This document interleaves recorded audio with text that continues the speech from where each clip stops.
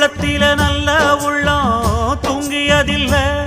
இத நானா சொன்னேன், நாடறிஞ்ச கவிஞன் எழுதினா. இன்ப துன்பம் ரெண்டும் நம்ம கையில இல்ல.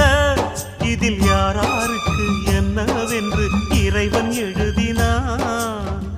கல்லடிய வாங்கிக்கணும் காய்ச்ச மறந்தான், சொல்லடிய தாங்கிக்கணும் நல்ல மனந்தான். இங்கு காயம் பட்ட நெஞ்சம் இது உறங்க முடியுமா? என்ன வேலை அது என்ன வேலை? மன நிம்மதிதான் இங்கு என்ன வேலை?